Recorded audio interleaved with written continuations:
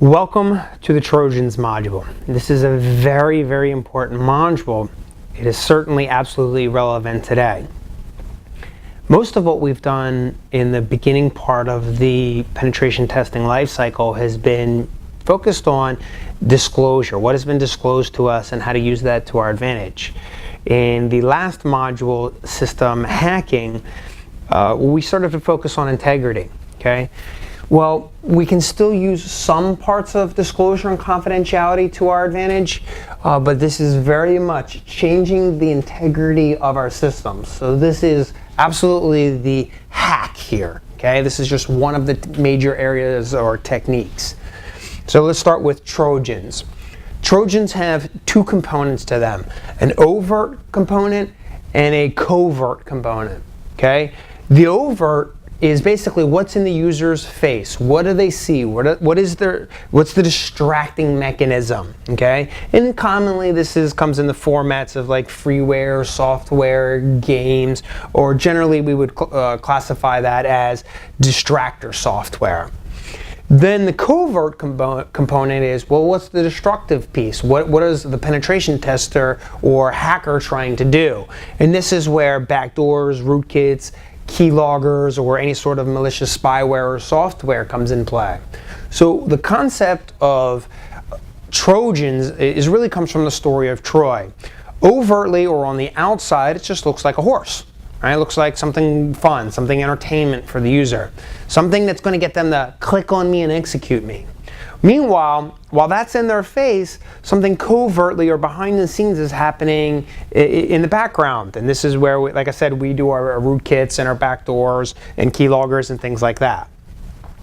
Before we move on, let's talk about the different types of Trojans. Now this is specific to realistically what are you trying to accomplish, and there's many different types.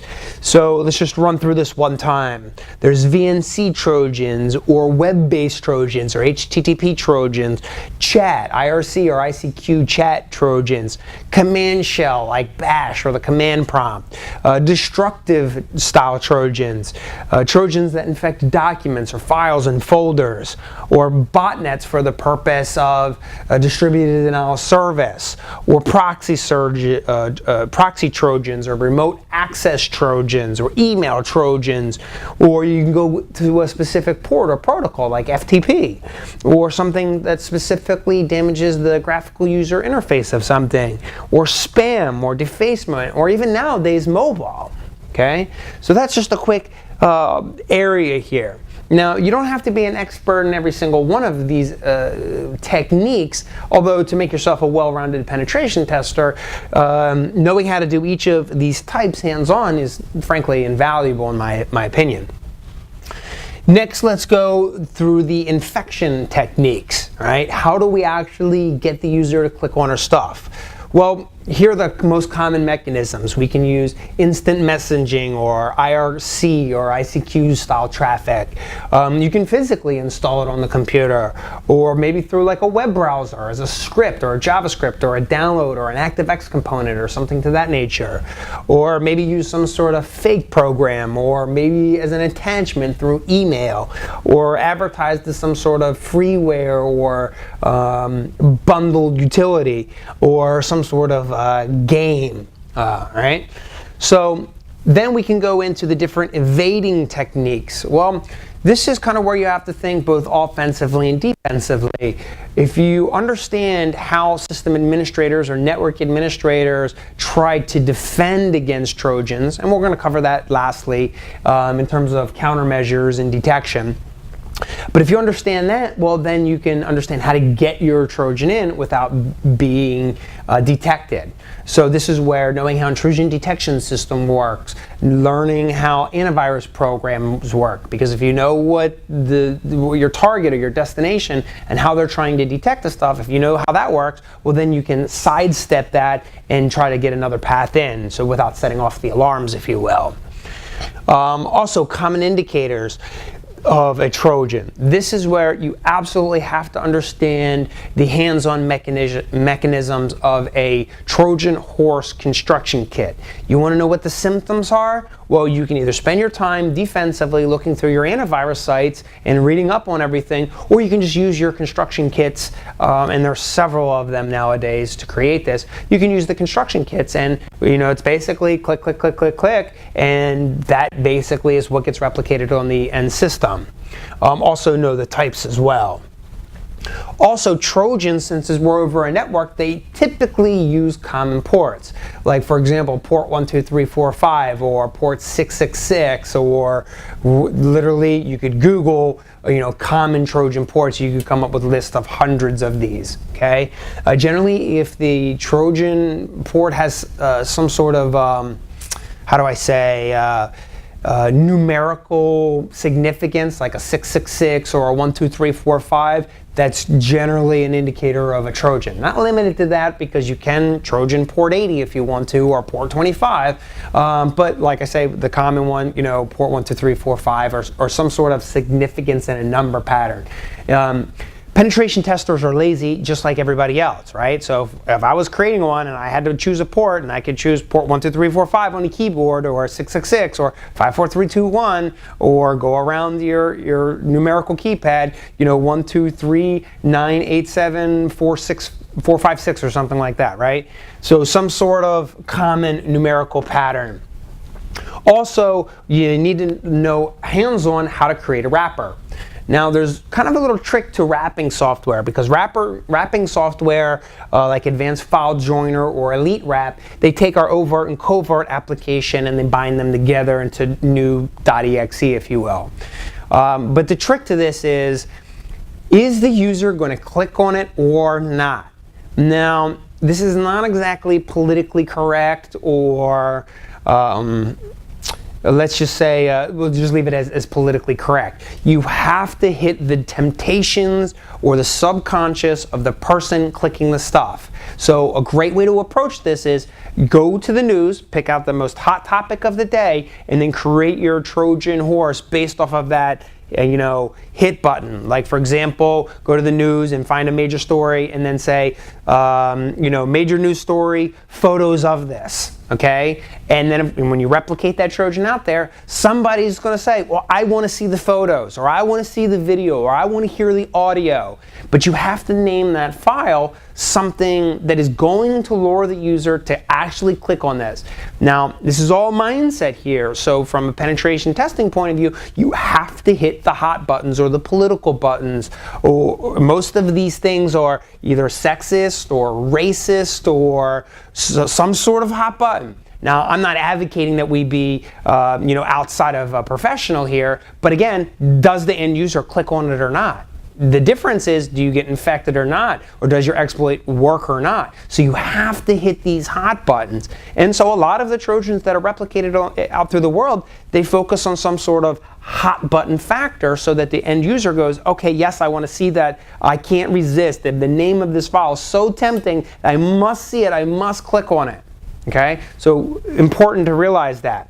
But the wrappers themselves also have executable indicators, okay? Like Elite Wrap, very, very popular wrapping program. But if you actually take apart the executable, in the header of the executable, most antivirus software will just say that, hey, this executable was created with Elite Wrap or Advanced File Joiner, and so they'll use that as the signature for detection. So that nullifies everything made with that program. So not only do you have to create the Trojan, but you have to be able to modify the header in a way that is going to avoid detection. And we'll talk a little bit about that when we get into this. Detection techniques. Okay? So detection techniques. Ports. Well, we already said that there's common Trojan ports, so this is where you can either choose your own or Google the most common ones, and then monitor for example, port 12345. Also, in terms of a system that it's been infected with a Trojan, what is the running processes? Are they legitimate? Are they authorized? Or are they not? If you can detect that, well, then you could detect maybe a malicious application, and therefore defeat the penetration tester at work. Also, scanning through the registry and look for common registry settings or indicators. Also, certain device drivers or display drivers or USB drivers, they've been known to have common infection techniques. So if you can monitor for authorized versus unauthorized drivers, that could lead to you being detected or not. Also, what services are running, right? If I'm going to infect a system, I'm not going to call the Trojan running a service, Trojan.svc. That wouldn't make any sense because that's easily detectable. So I would create a service, something like SVC host, something that the network administrator is going to go, yep, that looks normal to me, okay?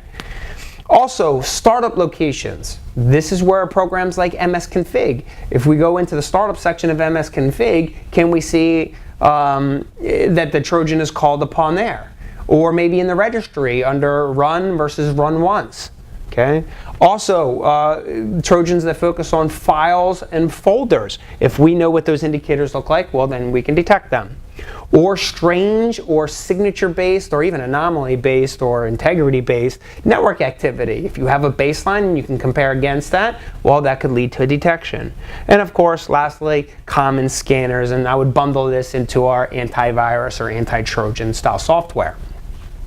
So, two sides of the story here. What the penetration tester is trying to accomplish in whatever way he or she is trying to do that, versus defensively what's already in place, or how is the client or organization going to react, okay? So this is where what countermeasures are in place, okay? Simply stated, email attachments. If I can just email you the Trojan and I can get a group of users to click on it, well, easy for me, the penetration tester, and bad for you, the organization. So certain email attachments have been known to be blocked, like VVS for a very common example. Also, it's real easy in the high security world to just shut off instant messaging altogether, because when's the last time you connected to your instant messaging client, either authenticated or could transfer a file and monitor that instant messaging session? So it's really easy to shut off instant messaging. Also, standard technical implementation guidelines. Is the organization or client using them appropriately? Right? If they are, well, that makes the job of the penetration tester that much harder. Also, is the organization monitoring traffic? Can I just dance through the organization and send whatever I want through the organization and they have no idea that it's even happening for years at a time in the best case scenario? Or as soon as I insert the code onto the network, I'm detected and finished. Also, is the client hardening their systems, which means reducing the surface area of attack? Blocking the common ports. Can you just send on any port, or is it restricted? This is where good access control list monitoring, authoring, revisions, and reviewing come into play. What's the client's patch management process? If they have a very poor patch management process, then that gives me a larger window of opportunity to actually get my Trojan infected in the organization.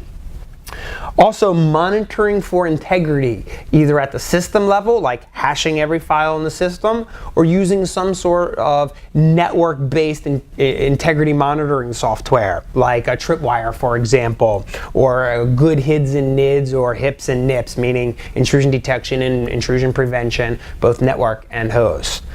Also, using trusted sources of software. All right? You should be able to allow users to go out to the internet and install any software they want. So most of the time, operating systems are hardened and they won't allow the user to install the application, for example, in program files. But what users have learned to do is, okay, well, since I have full control over my documents, I'll just install the application into my documents, and then that leads to the infection. Or anti-Trojan software, and I would summarize this as your classic antivirus. And you could do a quick Google search and find, all of the major antivirus vendors out there. So let's go ahead and summarize before we get into the hands-on component. The Trojan pieces, they all have an overt and covert component. We use wrapping software to create an infectious application that could be of various types, all the way from VNC all the way down to mobile phones. Know the evading techniques. If you know how to evade getting caught, well, then you increase the likelihood of your infection taking place. Again, big picture stuff here. Does the Trojan work or not? Again, we have to hit that hot button. If you don't hit the hot button, the person's not going to be inclined to click on the executable. So you got to pay very, very close attention to that. And especially in a day and age where everybody's getting real sensitive about giving out their email because they're tired of spam, they're tired of the advertisements and things like that. So people hold on to their email address a lot closer, today than they did 10 and 15 years ago. Know the indicators, know the common ports, know the infection techniques. Also, pay very close attention to all the ways in which you can detect a Trojan, because that tells us the landscape of how to navigate around it so that ultimately we can get our Trojan infected on our target. And then, of course, summarizing with the countermeasures. If you know the countermeasures that are in play, well, then you can bypass them and actually get your Trojans to work. But the big picture here is the Trojan going to work or not? Now, this is both an art and a science. Technically speaking, we got to know all of the little ins and outs and configurations and everything else. But this is very much an art, right? Is your Trojan going to work or is it not going to work? This is where your expertise as the penetration tester comes into play. So let's go ahead and get started and look at some hands-on examples.